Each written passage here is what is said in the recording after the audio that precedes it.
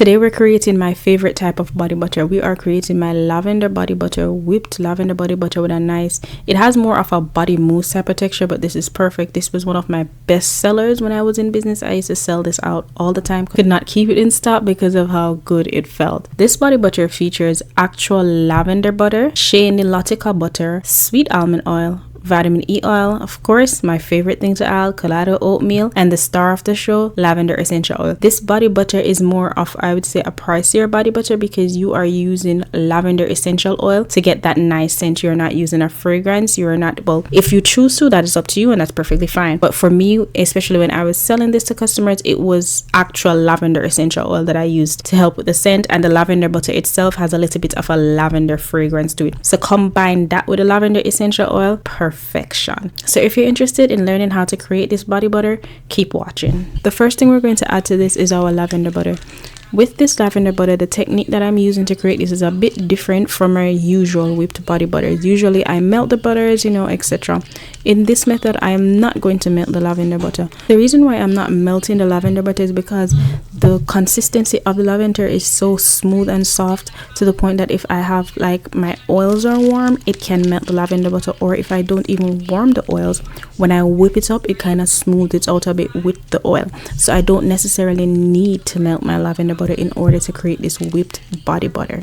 After adding my lavender butter, I go ahead and added my Shea Nilotica at 14%, which is 35 grams. I just add that right on top of my lavender butter. Now, it is your choice. You can melt the Shea Nilotica if you want to. That is an option, and then pour it on top of the lavender butter to help to soften it up rather than warming the oils. So it's up to you and how you'd like to do it. I usually just add my Shea Nilotica on top of it because it's kind of soft, and when I warm my sweet almond oil, it melts them out. Now, if I have an issue and I feel like it won't be, warm enough, or won't melt it to the texture, to the desired texture, then I'll go ahead and melt my Shea Nilotica before I add it to my lavender butter. Now that I've completed added in my Shea Nilotica, I'm gonna go ahead and add in my warmed sweet almond oil. I'm adding in my warmed sweet almond oil at 17%, which is 43 grams of this formula. We're going to go ahead and prepare our cool down phase. The first step in our cool down phase is adding in our lavender essential oil, which is the star of the show. We're adding in lavender essential oil so we can have the therapeutic benefits of that relaxation that lavender provides in, like, anything it's in.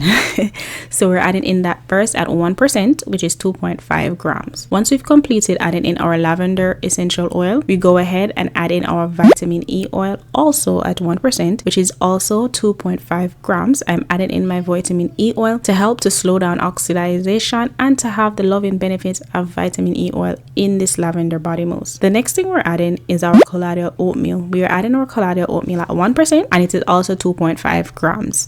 So I'm adding all of this together so I can mix it up together to speed up the process at the end when I have to combine all of this with the butters and oils. Of course, we're going to go ahead and add the last thing, which is our purple mica, just to give it a nice lavender color to go with the theme of it. So we're going to go ahead and mix that up together. However, once I started mixing it, of course, because the colloidal oatmeal was in there, it became a bit too thick, which I could still add it to the body butter like that, but I prefer to add in just a little bit of sweet almond oil to thin it out a bit, and then mix it in, and then I'll add it to my combination of butters and oils. Once I've completed adding in my my warm sweet almond oil, I'm gonna go ahead and add in my combination of my cool down phase, which is my vitamin E oil, my colloidal oatmeal, and my essential oil. I did go ahead and add in my mica with the cool down phase and wells, just to be able to kind of speed up the process instead of separating it. So I added it to that, and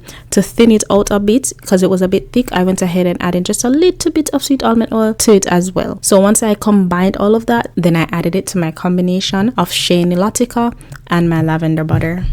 Now that all these ingredients are combined together, it's now time for me to get my handheld mixer and whip it up together to my desired texture. I wanted to point out that I took some time to whip this. Yes, it is not melted, so I took some, time to whip it. It wasn't a lot of hand power because, as you can see, it is very soft.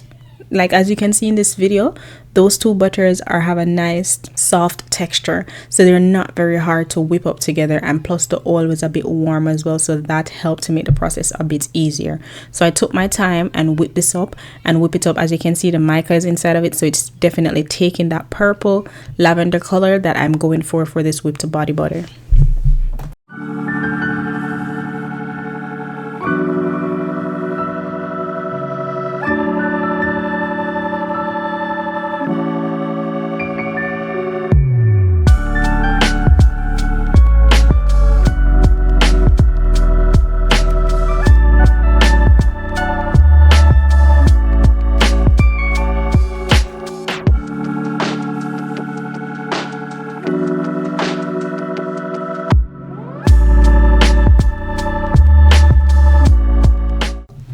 Now I wanted to mention that as you can see in this video, it's whipped up and it's a bit smoother.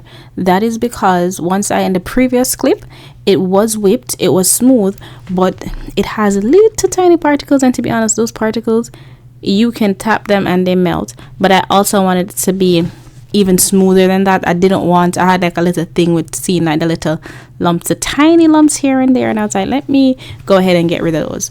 Now it can be used with those lumps in it. It can be sold like that if they're really small, and then if you touch them and they melt on your skin, then it's good to go. And I've had that before, and as you touch it, you rub it in your skin, it was fine. I wanted to go for something smoother with this one, so what I did not eat it. However, I sat it in a warm water bath. It already has the cool down phase inside of it, so I didn't want to burn it, so I put it in a warm water bath. Not heat it up, not boil it, just sit it in a warm water bath in a temperature where if it was outside, it would type of melt, something like that, just to get it to get a little bit thinner. Whip it up so I can get it to my desired texture. Once I completed whipping up my body butter, I did go ahead and pour it into my jars. Usually if I'm selling it, I put it into my 9-ounce jar that I have, or I go ahead and put it into my mason jars if it's for personal use. As you can see the jar in this video here, I did test it out on my skin just to see how it feels. Even though I know it feels well, this was one of those ones that feel really good.